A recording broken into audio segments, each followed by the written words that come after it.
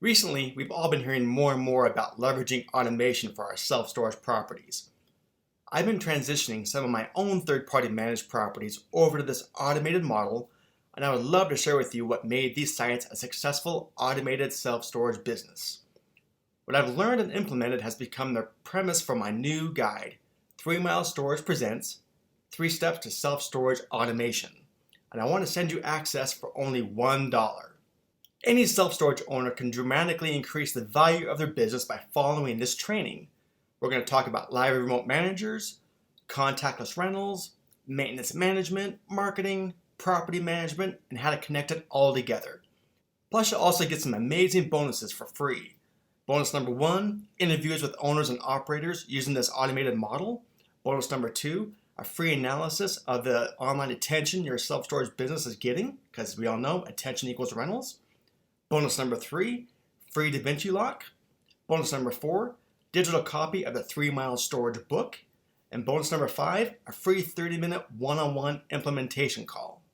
So go to 3mileautomation.com today to unlock mind-blowing value with automated self-storage. And as another bonus for those that take action today, you'll also be invited to join me and OpenTech Alliance on a one-day self-storage automation masterclass. You don't want to miss it. Again, go to 3mileautomation.com. Hi everyone, this is Jim Rouse again with the Self-Storage Show and 3 Mile Storage. Continuing this series, I'm talking to owners, operators about the automated, unmanned, remote, a lot of different names, kind of that business model. I got Tron with me today. You have no last name. You're just Tron. I'm just Tron. That's right. Everyone knows Tron. But if they don't, give us a little introduction before we get into it here. All right. I'm Tron Jordheim, and I'm the managing partner at Self Storage Strategies. And we do quite a few different things. So one thing I do is I host this amazing unconference in Hawaii. We're doing it in October 2021. So come join us for that.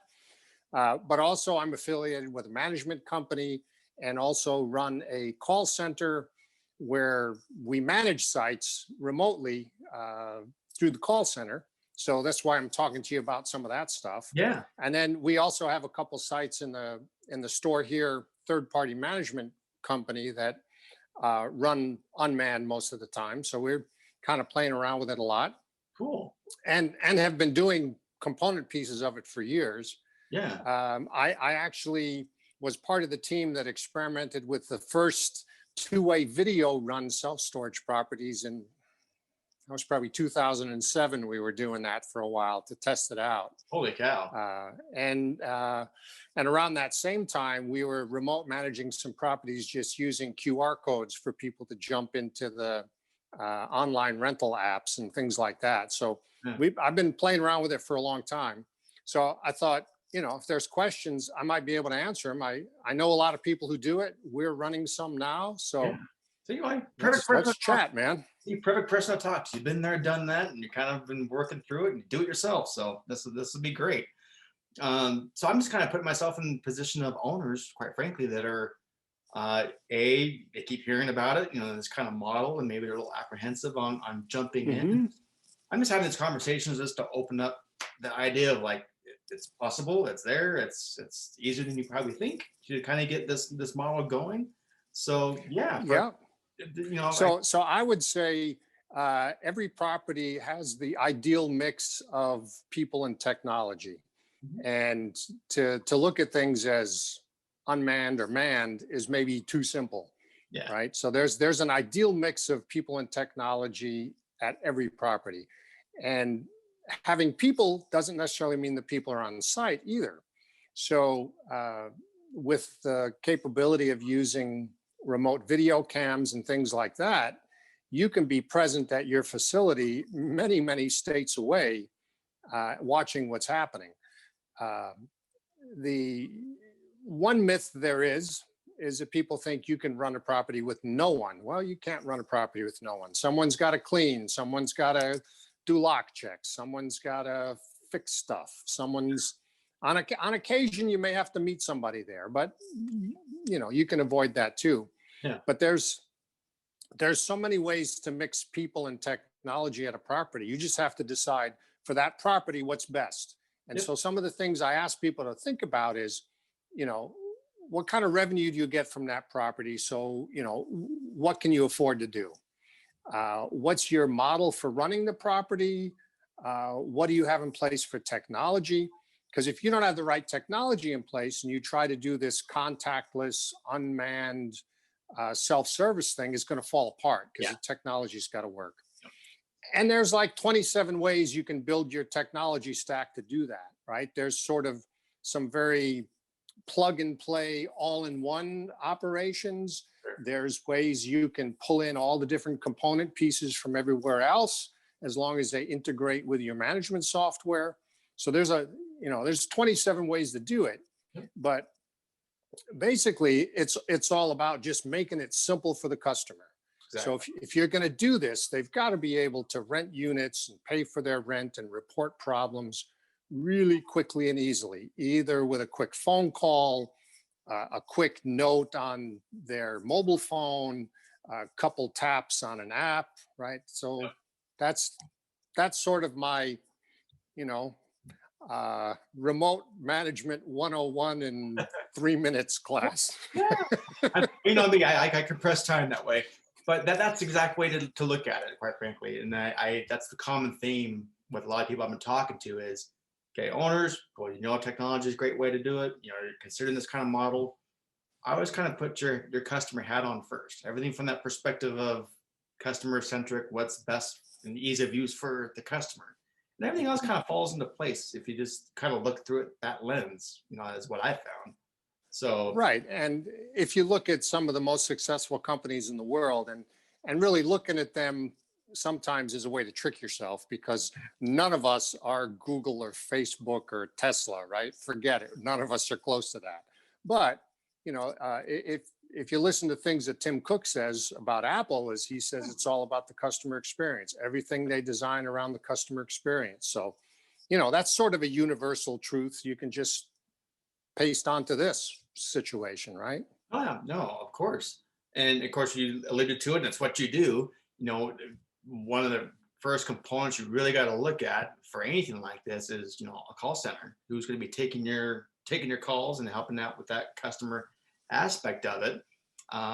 So I kind of Yeah. want go ahead and you can sell yourself here, but kind of give me a little as far as Yeah. what they need to be doing when it comes to finding a good call center. Well, so first of all, the call center's got to be able to deal with whatever integration you have there. So Yeah. they've got to be able to have a view of everything. So they've got to be able to rent units over the phone. They've got to be able to push leases and insurance addendums to people. They've got to be able to take payments over the phone. They need to be able to have gate codes available. They have to be able to change gate codes. They also have to be able to alert someone else about maintenance issues or safety issues or things like that.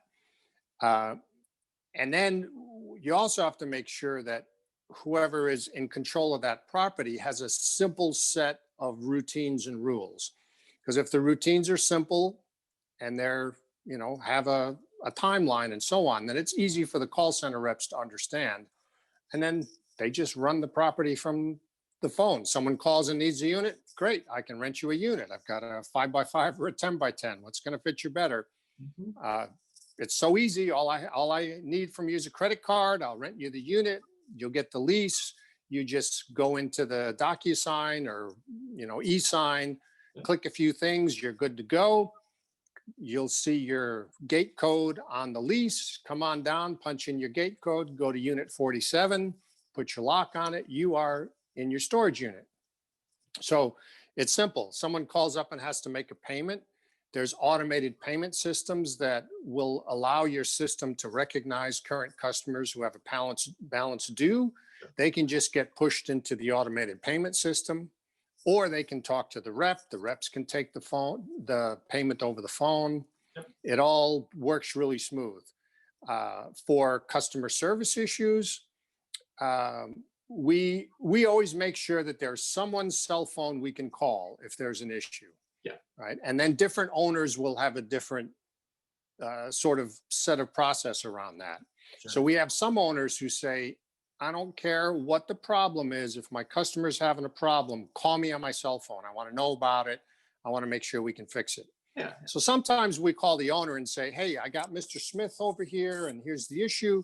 And the owner will say, no problem. Here's what you do. And then we get back on and say, okay, Mr. Smith, here's what we can do. And we fix it for him. Nice. Other times the owner will say, okay, transfer them. And then we'll just pass the call to him. Gotcha. Then we have other owners who say, unless the building's on fire, don't call me. Sure. Right. Yeah. And that's fine too. Either whatever they want to do is no problem for us. So in that case, or we would just send an email through that says, here's the issue. We're able to access the notes in that customer's account, so we can put it all in there. Yeah. So they'll see that a note was put in their account that, their door is squeaky again. Can someone, oil the door, or whatever the issue is? So it's a pretty easy way to do it. A lot of the customers will also use like workflow apps, like you might use if you were running a maintenance company or a construction company. Yeah. So they can keep track of all the maintenance issues on their maintenance app. And that way, nothing falls through the cracks. It's easy for the person managing things from wherever they are to, make sure everything gets done right.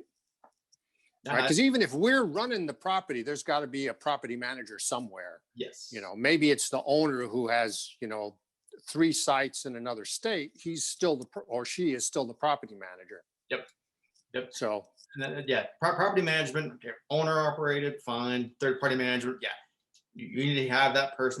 That's their responsibility, is to make sure everyone's doing their job, and the accountability, making sure it's all functional and working to make most efficient process as possible. So can't overlook that. Just curious, because I've gotten this pushback a few times lately. Okay, owners, it's the way we've always done it. We've always had a manager at our property. It's my property is different. We got to have a manager here. That's what our customers expect. That kind of thing. Mm-hmm. What would you say to them? I think that's personal preference. I mean, if your budget can handle a manager and you like to have a manager on site, a manager can be super valuable. Yep. Now, you can use some of these technologies to make your manager's life easier, so that your manager spends more time doing the high value activities like talking to customers, or keeping the curb appeal up, or going out into the community, or whatever. So you can still use all these technologies to run a smoother operation and make the manager more effective. I think it's just personal preference. Yep. There's people running very big sites in urban markets with nobody in the office. Yep. Right? There's people running small sites in rural markets with somebody in the office all day. And, so as long as you like how it works and you're happy with, how the NOI looks, it works for you. It's no problem. Yep. And a lot of times it comes down to NOI. Money's money. And Money's money.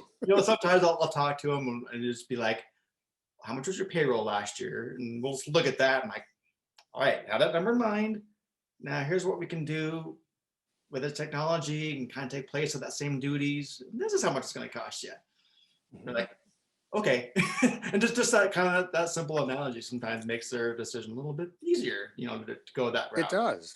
So it does. And I'm seeing some owners who are taking this opportunity to say, well, you know what, maybe what I need is less people, but the people need to be higher paid and have, higher responsibility.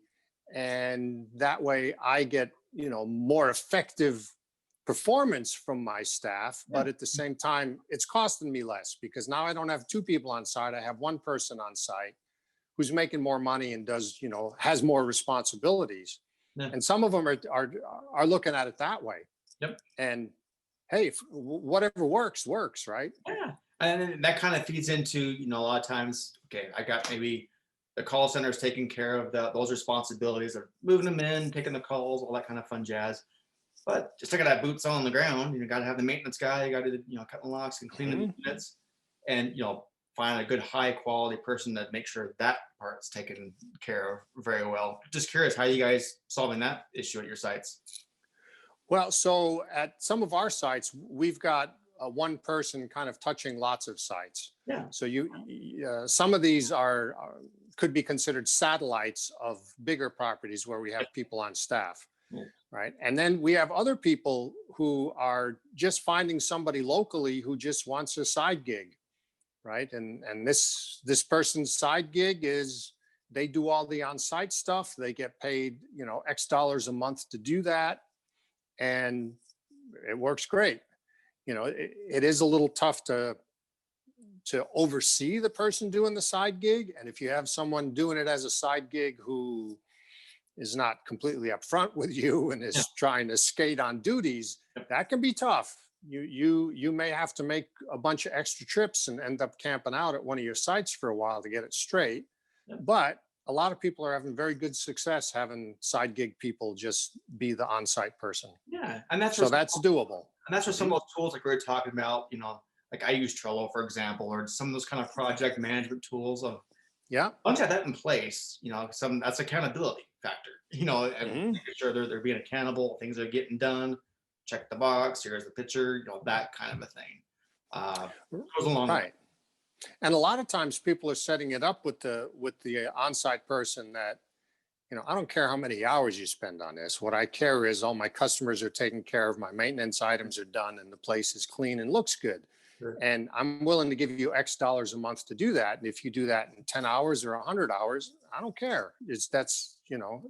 Go for it. Sure. And then you have your expectations, right? If, stuff isn't getting done on time and, in some inspections, stuff looks bad, or you're, reviewing video and you see there's still that piece of trash is still in the place it was yesterday. Yeah. So, you can, as long as you have a clear set of expectations that you share with that on-site person and they understand the expectations, a lot of times it works great. I don't care what model you have, staffed, unmanned, whatever. Business in general, isn't it funny how often this comes down to communication? That's always seems to be Right. the bottom line to so many things that solves so many problems. It's just, and especially in this model, you do have to over communicate with the call center, of the hierarchy of things happen, who we're talking to, that kind of thing. With the boots on the ground, yeah. When in doubt, over communicate. So. And there's a lot of moving parts. So don't think this is necessarily easier than having somebody on site. There's a lot of moving parts. A lot of it is easy. And many times once you get it set up, things just are rolling in the background and it seems super easy, but there's a lot of stuff happening. One thing I would caution against is I know some people are using 1099 people to do the on-site stuff. Yeah. And that's fine if you're careful with how you do it. Okay. Right. So you can't control that person's time. You can give them expectations, right? You can say, I expect the place to be clean and you handle these maintenance orders, but you got to be careful how you control that person because there's a lot of fuzzy area between a W-2 person and a 1099 person, and you don't want to get in trouble with that. Yeah, contract labor and employee, there's that gray area that, yeah, exactly. Right. So as long as you're careful, you should be fine, right? That's above my pay grade to talk about that, so you can deal with that later on. Talk to your CPA, fix that one. Talk to your CPA. Always talk to your CPA. Yeah, right. Exactly. Well, good. Again, the kind of point of this is just kind of talk a little bit more, opening eyes to some owners that are looking at this model, kind of weighing the pros and cons. And I think, just having this chat brought some value to those that are, considering in doing it. Yeah. And I'm seeing some people are finding a way to squeeze a few extra dollars of NOI this way, that they're then using to aggressively purchase properties that maybe wouldn't pencil out otherwise. Yep. But because they can, bring up NOI by, whatever it is, 5%, 10%, whatever the number is, on a big scale, that makes a big difference. I was just doing a consultation this last week with a guy that had a site, and he was doing the feasibility work and all that, and had all the numbers. Just couldn't quite make it work. The numbers weren't quite right, and we just looked at that line item of payroll. Quite frankly, and like I said before, I just looked at payroll versus putting these other tools in place, did some adjusting, and it made all the difference in the world. just that Hmm. one aspect. And so he was like, cool, golden, and same kind of thing. He's like, okay, I can make that model. I can go on the next one. I can go on the next one. So that was a little simple unlock that kind of opened his eyes to a lot of things. So it's Yeah. fun. It's exciting. I'm having fun having these kind of conversations. And thanks for taking the time and talking to me about Sure. Oh, well, I always love chatting about stuff with you. You always have some great insights and bring in a lot of great questions that people are asking you. So I sure appreciate it. it. Yeah, my pleasure. Sounds good. All right. See you next time, Tron. All Take care. right. Take it easy, Jim.